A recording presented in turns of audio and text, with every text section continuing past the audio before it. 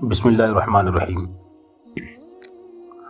औरत अगर तन्हाई में हो, अकेले हो औरत, तो कितना कपड़ा पहन के रह सकती है इस्लाम में? तो सुनो, यही बताने वाला हूँ कि औरत अगर घर में हो, तन्हाई में हो, तो नाप से लेकर घुटने तक जितना मर्द का छुपाना फ़र्ज था बाहर, उतना औरत का घर में छुपाना फ़र्ज है। उतने में वो रह सकती है। लेकिन सुनो, कुछ बातें हैं, वो सुनाने के बाद इसी मुद्दे के ताल्लुक से इसी के बारे में बात करूंगा। सुनो, सत्र औरत। सत्र औरत क्या है कि औरत के कहाँ से कहाँ तक छुपाना फ़र्ज है, मर्द का कहाँ से कहाँ तक छुपाना फ़र्ज है, उसको सत्र औरत कहते हैं।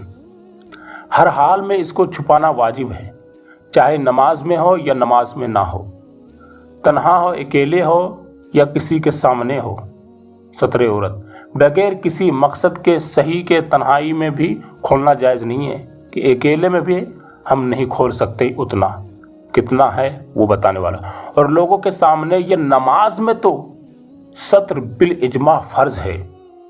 जितना बताया गया उतना तो पहन के पढ़ना ही पड़ेगा। उससे अगर कम पहनता है, पहन के नमाज पढ़ता है, तो नमाज होती ही नहीं। हाँ, अगर अंधेरे मकान में नमाज पढ़ी, अगरचे वहाँ कोई ना हो, अंधेरे मकान में कोई भी ना हो वहाँ, और उसके पास इतना पाक कपड़ा मौजूद है, सब नापाक है लेकिन इतना पाक कपड़ा मौजूद है कि सत्र का काम दे। जैसे कि औरत है, मर्द का नाप से लेकर घुटने तक के उतना पाक कपड़ा दे, उतना पहन ले, वही पाक कपड़ा पहने, नापाक ना पहने।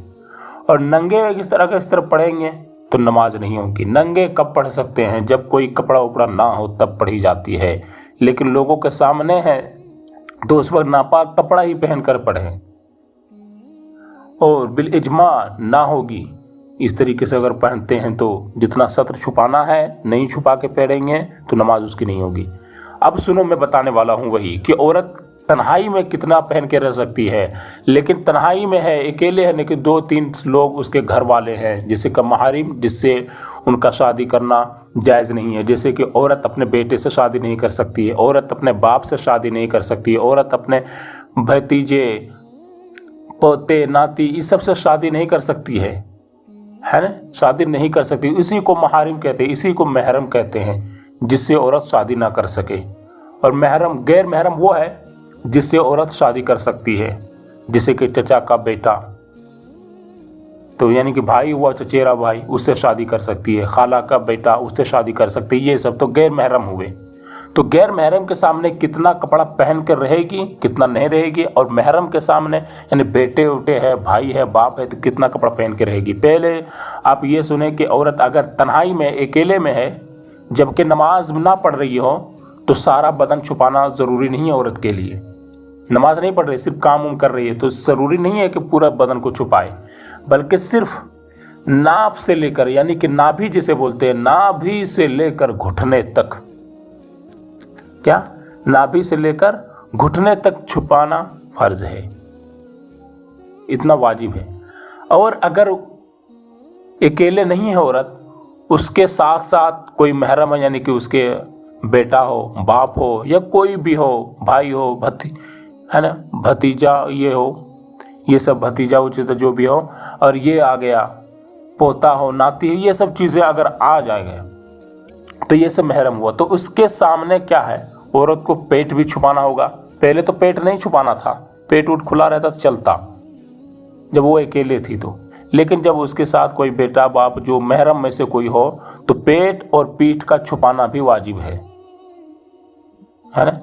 और अगर गैर महरम के सामने, गैर महरम उसे कहते हैं जिससे शादी करना उससे जायज़ हो, जैसे कि चचा का लड़का गैर महरम हुआ, तो उसके सामने, गैर महरम के सामने, और नमाज के लिए अगरचे अकेले हो, कायन कोठरी, बंद कोठरी, अंधेरे में कायन हो, क्यों ना हो, अंधेरी कोठरी में हो, पूरे बदन का छुपाना फ़र्ज है। सिर्फ 5 चीज़ों को छोड़कर, मैं जो कि दूसरी वीडियो में बयान करूंगा, नहीं है, 5 चीज़ पूरे बदन का छुपाना फ़र्ज है। बल्कि जो इन औरत को गैर मर्दों के सामने मुंह खोलना भी मना है, बल्कि जवान औरत को गैर मर्दों के सामने मुंह खोलना भी मना है। ये इतनी पाबंदी है, लेकिन वो अकेले हो तो मुंह क्या सब कुछ खोल के बैठे रहे, मर्द की तरह कपड़ा पहने रहे।